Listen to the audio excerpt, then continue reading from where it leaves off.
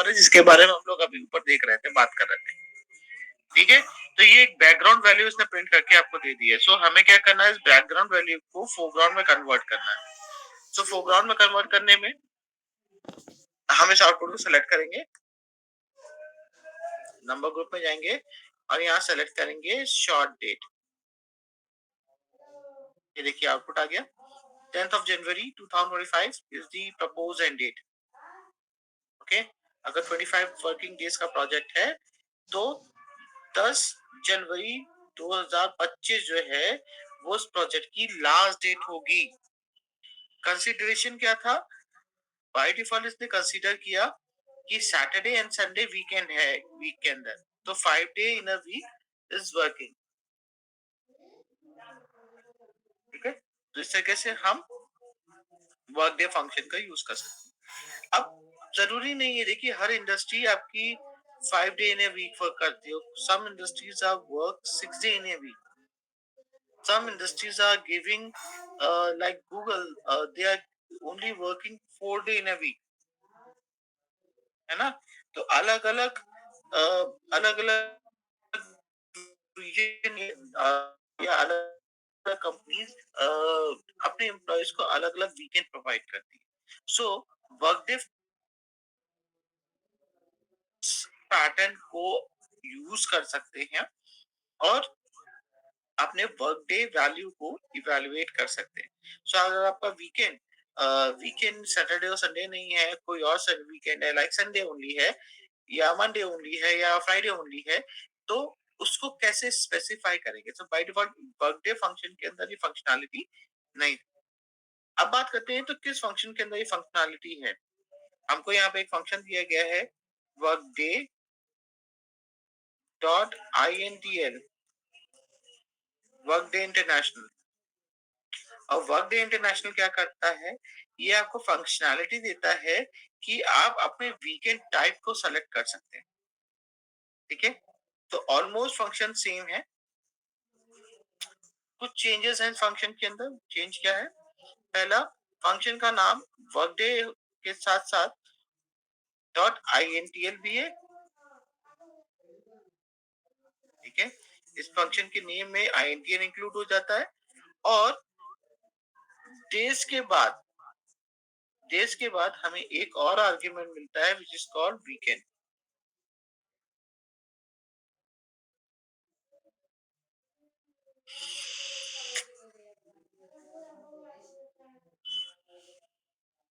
Okay, this is changes.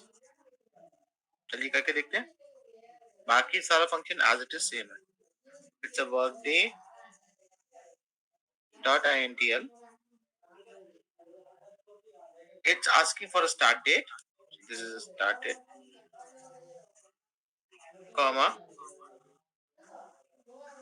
these are the allotted days, comma। अब देखिए एक list open होके आई है आपके सामने। इस लिस्ट के अंदर ये आपको अलग अलग वीक पैटर्न, वीकेंड पैटर्न दिखा रही है। Saturday Sunday, Sunday Monday, Monday Tuesday, Tuesday Wednesday, Wednesday Thursday, Thursday Friday, Friday Saturday and Sunday only, Monday only, Tuesday only and so on. मतलब क्या है कि इस फंक्शन के अंदर फंक्शनैलिटी है कि ये कस्टम वीकेंड पे वर्क कर सकती है। ठीक है, हम यहाँ पे यूज कर लेते हैं Sunday only. Sunday only use करने के लिए हमें क्या करना पड़ेगा, संडे ओनली के पहले जो इंडेक्स नंबर दे रखा है लाइक 11, वो इंडेक्स नंबर का यूज यहाँ पर करना पड़ेगा। ठीक है, तो 11 क्या है, 11 the index number of Sunday only. Simply I need to close bracket and enter. I want to apply similar format here, so इसको पिक करेंगे और इस फॉर्मेट को यहाँ पे अप्लाई कर देंगे।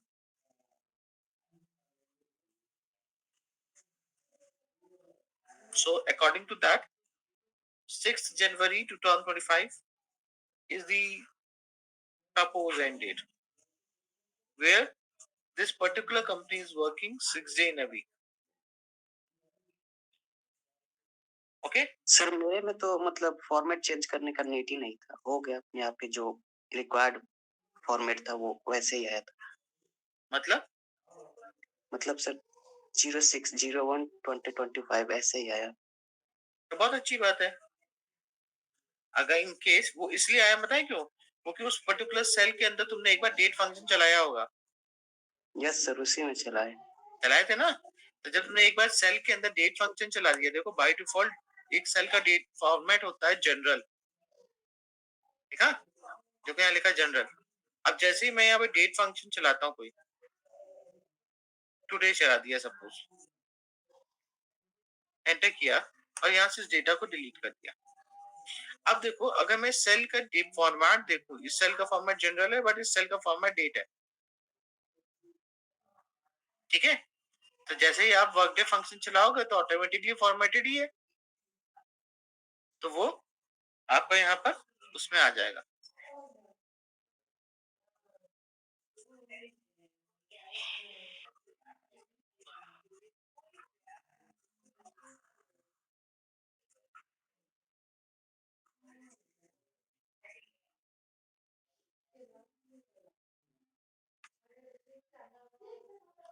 ओके, अब नेक्स्ट क्या है, हमारे पास एक और फंक्शन यहाँ पर है। अब देखिए, हमने प्रपोज एंड डेट तो कैलकुलेट कर लिया। हमें पता लग गया कि भाई अगर हमारा प्रोजेक्ट आज की डेट पे स्टार्ट होता है और 25 वर्किंग डेज का प्रोजेक्ट है, तो आखिरी दिन कौन सा होगा प्रोजेक्ट का। बट इन केस अगर आपके किसी एम्प्लॉय ने आपको प्रोजेक्ट सबमिट किया है किसी डेट पे, and you want to calculate how many days they have taken to complete this work, so in that case we need to use another function to evaluate the total number of working days. Working days evaluate करने के लिए function का नाम है network days,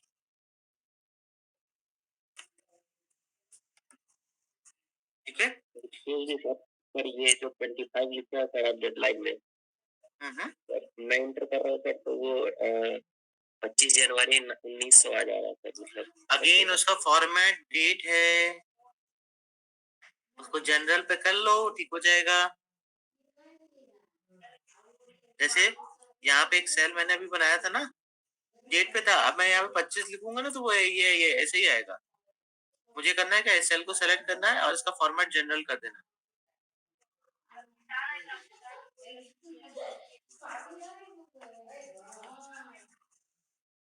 ठीक है। अब देखिए नेटवर्क डेज फंक्शन क्या करता है। This network days function will help you to count number of working days between the two given dates. तो सपोज मेरे पास एक प्रोजेक्ट है और प्रोजेक्ट की स्टार्ट डेट क्या है, 08/01/2024, और प्रोजेक्ट डिलीवर जो किया गया, प्रोजेक्ट जो सपोज ये प्रोजेक्ट था 01 का, और ये प्रोजेक्ट सबमिट किया गया 03/03/2024, and what exactly I need to find out, I just need to find out how many days they have taken to complete this work, ठीक है। तो उसके लिए हमारा फंक्शन जो था वो क्या सा है, नेटवर्क डेज।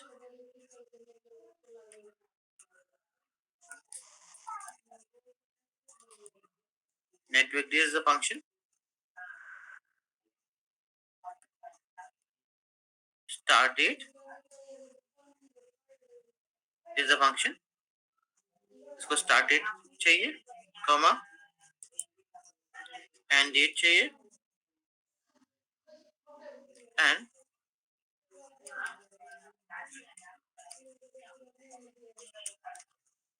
holidays, ठीक है।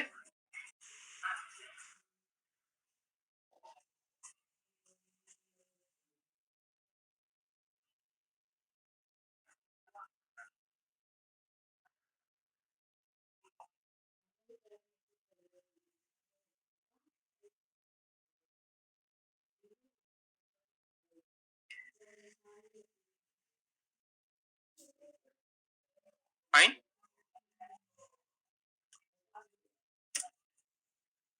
ये फंक्शन आर्ग्यूमेंट है, चलिए कैलकुलेट करके देखते हैं।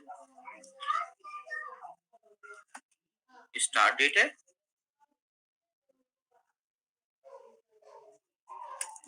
ये एंड डेट है प्रोजेक्ट।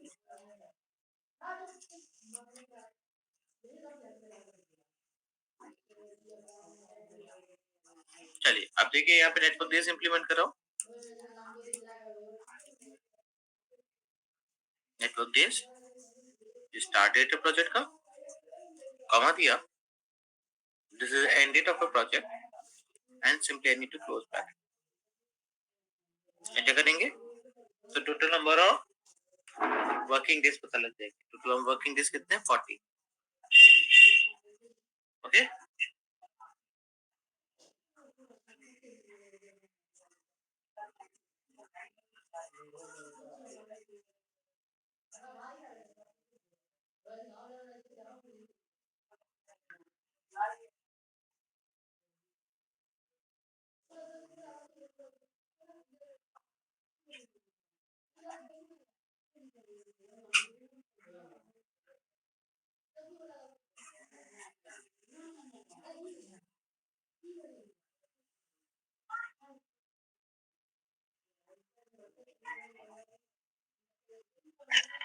सर इसको जो डेज में आप ला रहे हैं सर, हम मंथ या ईयर में लाना चाहें तो हाँ, ये फंक्शन मंथ और ईयर में, ये डेटा मंथ और ईयर में आ जाएगा, बट इस फंक्शन से नहीं आएगा, उसका फंक्शन दूसरा है, वो हम डिस्कस करेंगे। ठीक है, आपके नेक्स्ट सेशन में हम उसको कंफर्म डिस्कस करेंगे कि अगर हमें दो डेट्स के बीच की वैल्यू डिफरेंस चाहिए और हमें वो मंथ और ईयर के फॉर्मेट में चाहिए, तो मंथ और ईयर के फॉर्मेट में कैसे आएगी। ओके वो कवर करेंगे। सर एक चीज और, ये सर कोई डेटा लिख रहा है, तीन चार रो में कॉलम में डेटा लिखी है सर, जैसे कि ABCD कॉलम में डेटा लिखी है, अब मेरे को वही same data sir B column से स्टार्ट चाहिए, B कॉलम से नहीं चाहिए, तो फिर वो कैसे करें? मतलब तुमने कहा कि मैंने कुछ डेटा लिखा, लाइक MUDIT मुदित, रवि, शिव, प्रमोद, ये चार नाम लिखा। अब क्या चाहिए? ये नेम वापस यहाँ रिपीट चाहिए। नहीं सर, ये A कॉलम से स्टार्ट करता है ना, तो सर ये B कॉलम से स्टार्ट होना चाहिए। B कॉलम से स्टार्ट होना चाहिए, तो वहां से लिखना स्टार्ट करना था या वहां से फॉर्म करना स्टार्ट करना था। नहीं सर, ये हम लिख चुके हैं, मतलब ऐसा बहुत सारा डेटा हम लिख चुके हैं, तो इसको कट कर लो, इसको कट कर लो। ठीक है, सेलेक्ट किया, कट किया, जहां से चाहिए उस सेल को सेलेक्ट करो और उसको पेस्ट कर दो, शिफ्ट हो गया। और अगर एक तुम्हें दूसरा चीज चाहिए, तुम चाहते हो उससे पहले एक कॉलम आ जाए, तो कॉलम नंबर पर राइट क्लिक करो और यहाँ पे इंसर्ट कर लो। ठीक है, राइट क्लिक, इंसर्ट, उससे पहले कॉलम ऐड हो जाएगा। ठीक है सर, सिंपली ड्रैग भी तो कर सकते हैं सिलेक्ट करके। नहीं, ड्रैग करने में तो वो शिफ्ट होना हो जाएगा, ड्रैग करने में उसके आगे डेटा इंक्रीज हो जाएगा। ड्रैग क्या करता है, फॉर्मूले को ड्रैग करता हुआ ले जाता है, तो वो ऑलवेज डेटा इंक्रीज करता है, पीछे स्पेस होना बनाता है। हाँ, शिफ्टिंग की जा सकती है, हम शिफ्ट कर सकते थे, ऐसे सेलेक्ट करते, यहां से पिक करते, ड्रैग नहीं, इसको शिफ्ट कहते हैं, हम इसको शिफ्ट कर सकते हैं। ड्रैग का मतलब होता है फॉर्मूला शिफ्ट करना, फॉर्मूले में तो फिर कैलकुलेशन आ जाएगी ना।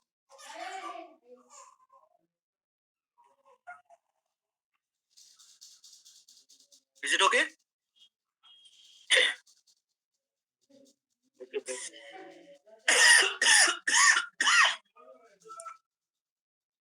सॉरी, और कोई डाउट, कुछ पूछना चाहते हैं? और सर बोल रहे थे इसी में अगर कोई वर्ड कैरेक्टर कोई गलत टाइप हो गया है तो फिर उसको करेक्ट करके, जैसे नॉर्मली हम लोग करते हैं मैनुअली, इसमें पूरा ये करना पड़ता है, डिलीट करना पड़ता है, फिर से रीटाइप करना पड़ता है। ऐसा है कि कोई पर्टिकुलर कैरेक्टर फिर वहाँ उसको डिलीट कर दे, फिर वहाँ पे इंसर्ट करें।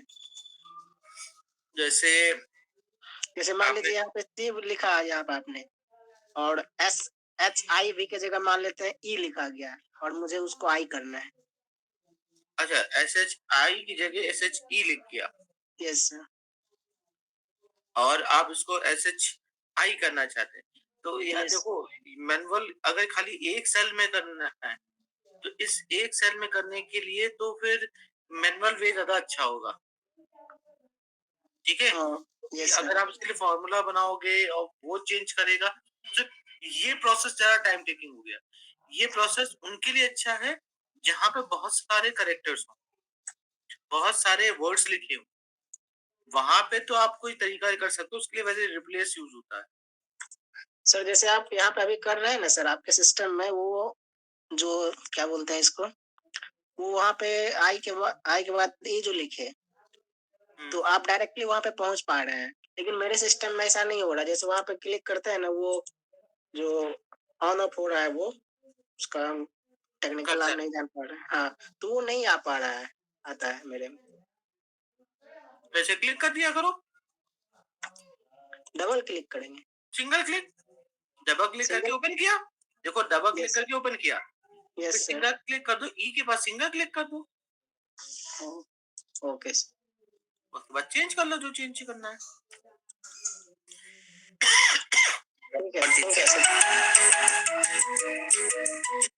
हेलो सौरभ, म्यूट कर लो। सर, एक और चीज सर। हाँ सर, अगर कोई हम ऑपरेट कर रहा है इक्वल टू कुछ फॉर्मूला डाल रहा है सर, और फिर फॉर्मूला मतलब लंबा फॉर्मूला लिख लिए पूरा, और फिर पता चल रहा है कि जो हम फॉर्मूला दे रहे हैं वो एक सेल जो सेलेक्ट किया है सर, वो सेल ही गलत हो गया है। तो सर हम चाहते हैं कि वो सेल में चेंजेस करके इस फॉर्मूला को भी डिलीट ना करें। तो सर लेकिन ऐसा अगर हम सेल को सिलेक्ट करते हैं तो फिर वो सेल यहाँ आ जाता है। ऐसा कोई नहीं कि वो फॉर्मूला भी डिलीट ना हो और वो सेल जो है वो हम उसमें भी चेंजेस कर पाए। मतलब तुमने कहा कि हमने ये फॉर्मूला लगाया था, अब ये सेल, ये इस सेल में डेटा नहीं था, डेटा इस सेल में था, है ना? कह रहे हो? नहीं सर, ये जैसे वर्क डेज लिखे सर C21, D21 में सर ये इस फॉर्मूले पे सर पहले क्लिक करेंगे सर, जैसे फॉर्मूला कुछ भी लिखे ना सर, ना ये लिखा तो है फॉर्मूला सर, ये हटाइए इसको सर, ब्रैकेट को हटा दीजिए। ब्रैकेट हटा दिया सर। अब हम चाहते हैं कि ये जो 25 वाला जो लिखा हुआ है ना सर, हम इसमें चेंजेस करें सर। सर कैसे करेंगे? पूरा फॉर्मूले को कट करना पड़ेगा। नहीं, तो अभी जब किसी फॉर्मूले को हम एडिट कर रहे होते हैं, पहले चीज समझिए, जब हम कोई फॉर्मूला लिख रहे होते हैं और एडिट कर रहे होते हैं, उस टाइम पे हम क्या कहते हैं, किसी भी सेल को एडिट नहीं कर सकते। ऐसे में इसको एंटर कर दिया करो, एंटर कर दोगे तो सेव हो जाएगा, एरर तो आएगी, है ना, बट वो उस स्टेज तक उसको सेव कर लेगा। फिर चेंजेस कर लो, ब्रैकेट ओपन कर लो, डबल क्लिक करके ओपन कर लो। Okay sir. और कुछ पूछना है?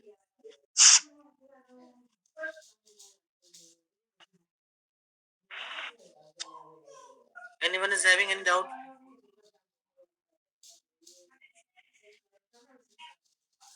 Any doubt anyone?